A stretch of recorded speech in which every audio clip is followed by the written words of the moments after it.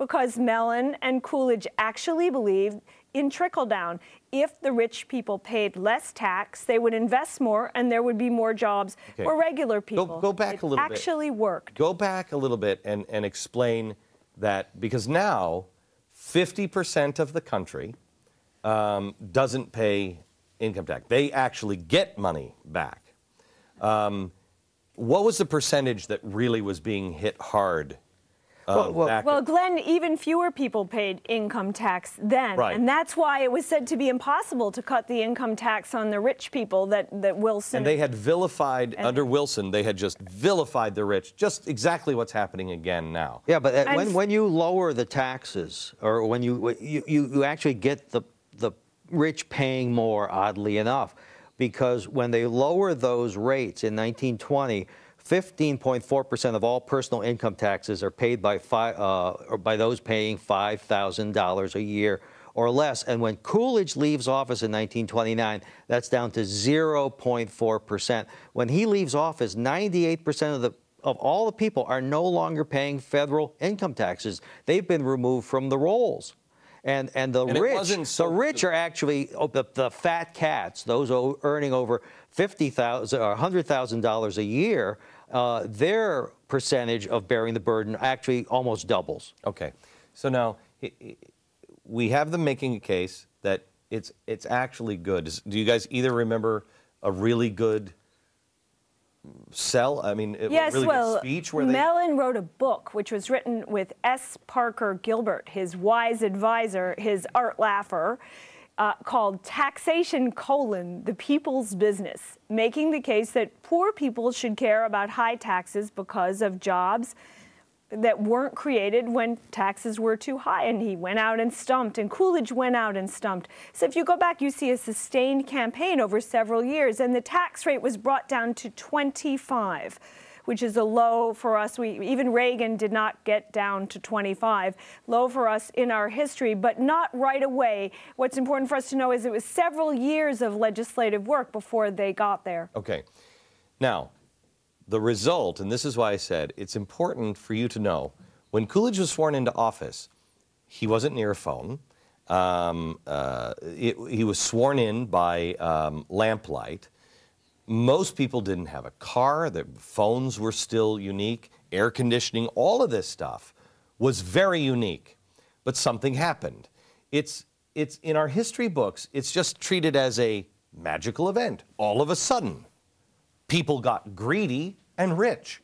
The Roaring Twenties. And that's really, would you say, raise your hand if you think that we teach the Roaring Twenties, or we view the Roaring Twenties, unless you start to do your homework, as a time that just magically happened, and people got greedy, and they were all rich, and they were all flappers, and they all went to the Great Gatsby house, and then it crashed, right? Is that what you'd say, what we all learn now? Okay. So that's pretty much it.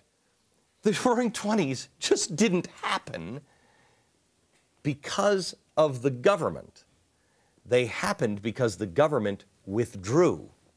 Now, what happened in those... Coolidge does not create that prosperity. Coolidge lets the people create the prosperity. Correct. And that's always the key. Harding starts it, and then Coolidge really cements it with Mellon. Yeah, he's single-minded. As Amity says, he's absolutely single-minded on By that. the time he leaves office, tell me now what the country is like. Before, it's nobody has cars, nobody has anything. 3 times as many cars. 3 times as many cars. And electricity in half the country. Hold on just a second. Let me take a quick break, because I want to go into some of these stats, because I don't think America can understand the common man prosperity that came out of the Roaring Twenties. We'll give that to you next.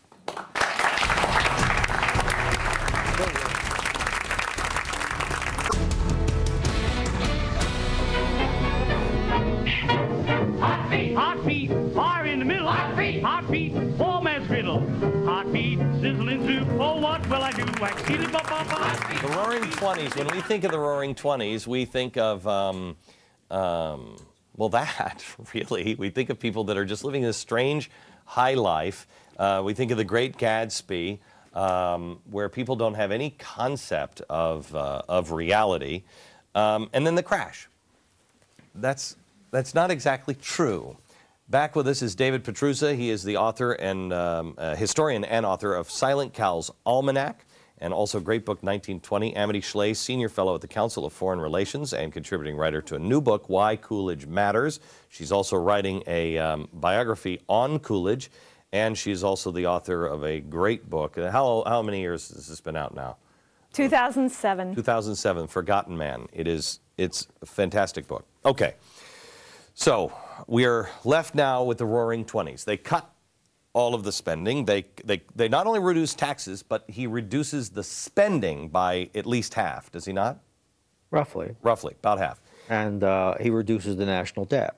Okay, so he is totally transforming America back to closer to where our founders. Fiscal solvency and getting out of the way so that the government can, that the economy can grow. All right, now we were talking about how this transformed.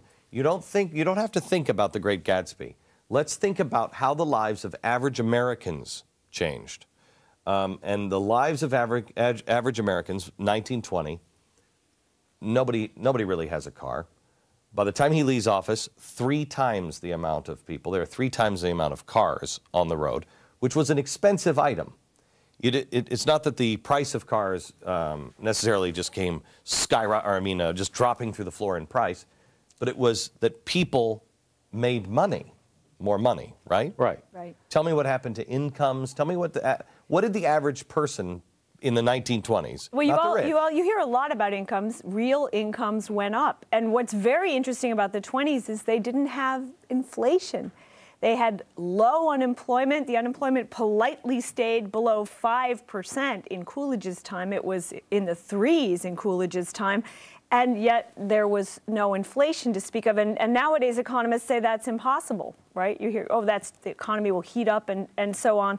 So it was a golden time when people earned more and their money was worth more. And in addition to the cars, their houses were electrified. So that meant for women especially, housework changed. Women could turn to other things. They didn't have to rub washboards all day. We're doing the cartoon Coolidge right now, and we have lots of drawings of women rubbing washboards, and the drudgery of the day that they experienced, hours and hours to bake, to iron, that ended with the appliance came into the home, and that was Coolidge. Which is a very big deal, and that led really to some of this euphoria of, this was the first time that anyone in the history of the world that was an average person was able to have real leisure time. They could, and radio comes in.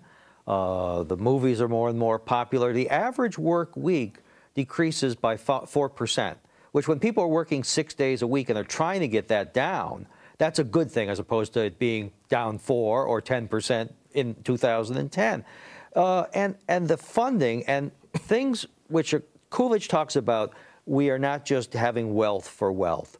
We want to have wealth for education, for charity, for culture. These are the things which really speak to civilization. But he is encouraging that to happen at the state level. At the state level. Which is education spending increases in the 1920s 4 times. Now, there's no federal money. There's no genius on the Potomac doing this. It's the people in school districts and at the state level doing it, and they're getting the job done in a wonderful way, and illiteracy falls by half in that decade. Okay.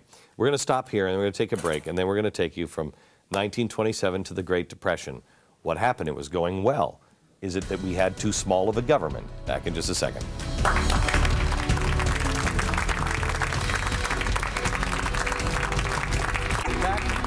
Back now with Calvin Coolidge biographers, David Petruzza and also Amity Schley. I noticed that David is wearing his Calvin Coolidge shoes. Where do you get a pair like that? I think around 43rd Street, actually, Really? yeah. And also, Amity is actually wearing Calvin Coolidge boots. These are his actual boots, right? These are courtesy of the Forbes Library in Northampton, Massachusetts, a wonderful library which has a museum of Coolidge's things. Okay. And I'm, of course, wearing my shoes that nobody else has worn, nor will they wear. And this is actually his hat, too, isn't it? Courtesy of the Forbes Library. Look at that. It says Calvin Coolidge on it. I've been freaking